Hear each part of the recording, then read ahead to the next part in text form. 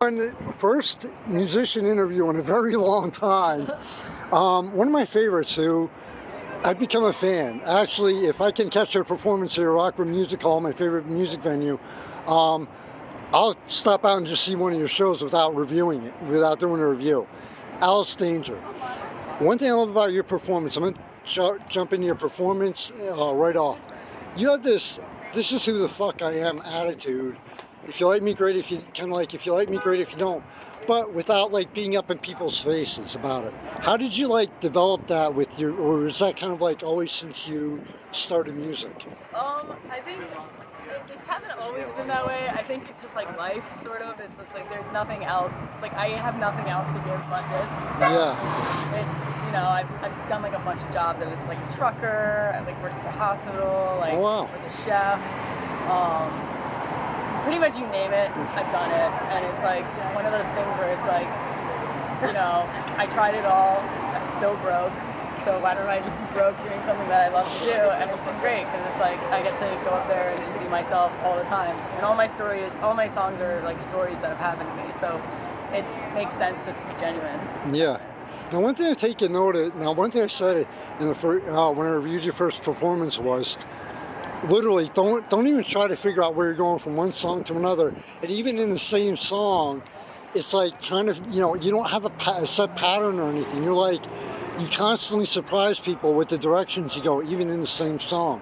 Is that intentional, or is that? Yeah, it is actually, because it's like I said, it's like more about the story. So it's like, I write sort of like the poetry. I kind of think a lot, I guess, like a rapper like would, where it's just like you're writing a stream of consciousness that like rhymes, but it's like the backing music that I'm putting to it is just adding the drama. Okay. Yeah, because I love that. You're like real soft in 1 minute, and the next minute you're like screaming at the top of your lungs. And I love that because the unpredictability factors is really wild.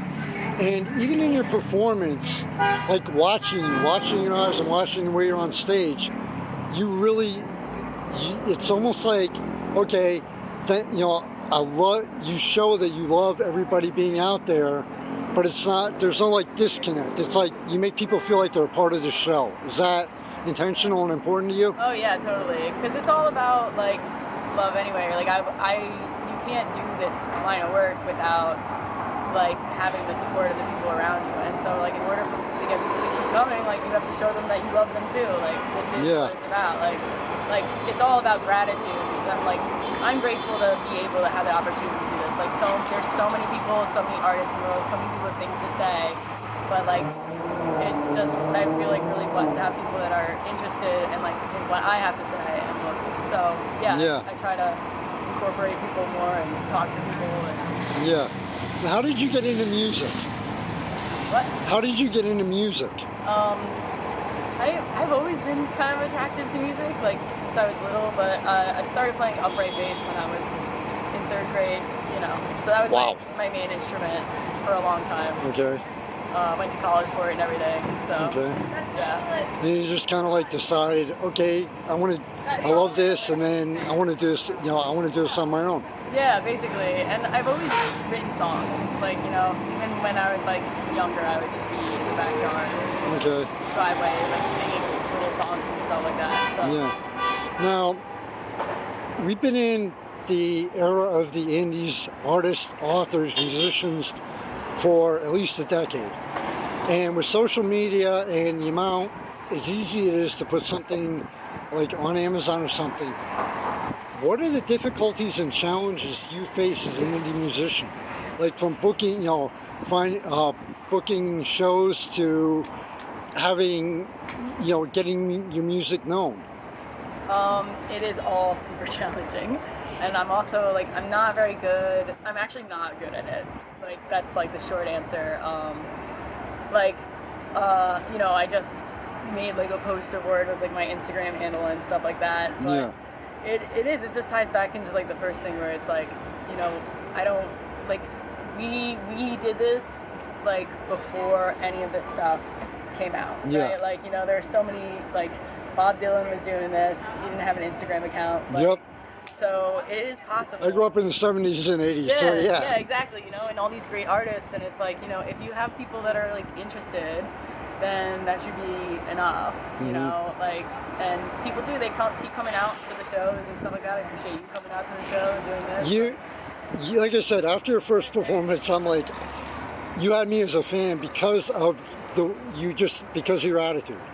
That's what made me a fan, honestly. I love it. Yeah. You know. Yeah, I mean, even today, it was like some people were in there that were singing my songs that I didn't know, and it's cool. It's cool to see. It's like, okay, I'm doing something right. Yeah. Even if I'm not like on the gram all day. Like, yeah. You know, pushing. Because, you know, I don't know. I think we in a society, everyone's like values the grind, like, you know, but like, what does grinding do? It just wears something away. You know? Yeah. Like, instead of just being yourself and like letting, you know, life happen organically. Yeah. And none of that, like, whether it's you're an artist, like with my media and everything, the social media aspect alone is like a full-time job. Right. Plus, it's like trying to fit everything else. Yeah, so it's, you know, it to me, it's more difficult now than it used to be. Right. No, yeah, definitely. And the thing is, it's like it's all kind of like washes away like the important part, right, which is the art. Yeah. You know what I mean? And so I try to like sort of not focus that on that as much. I'd rather like have personal experiences with people and be like, you know, like my theory behind it is like if I am a good person, like people are going to and make good music, people are going to want to come and experience that. Yeah. You know, so. Final question, I won't take up any more of your time, plus I want to take some time and enjoy the city. Oh yeah, no, it's gorgeous out too. Yeah, it's literally for October 1st, it's like, it's October 1st. I know. This is one question I always ask at the end of every interview. What is your advice to, like, other, like indie musicians, and even people like myself, like, I found a recording studio up here in New York. I should be the last person on the planet to sing, but I wrote the lyrics to 3 songs I want to record, get out there. It's always been a dream of mine. What is your advice to people? I would say just go to as many shows as possible and experience as much live music as you can, and like, you know, don't be afraid to go up and talk to these people and like, you know, figure out like what works, and sort of like contrary like to the whole Instagram thing and everything and being on social, I think the best way to do it is just to meet people and like to believe in them. What's up, bro? I'm just gonna get some coffee. Sorry, man, I ain't got none. I'm broke. No pockets. But well, thank you very much for your time. I realize that you're you have a very busy schedule and life and everything. So thank you so much for your time for this interview. I really appreciate it. And whenever you have a show, if I'm up here in New York, I'll do my best to catch it, honestly. Yeah, thank you so much.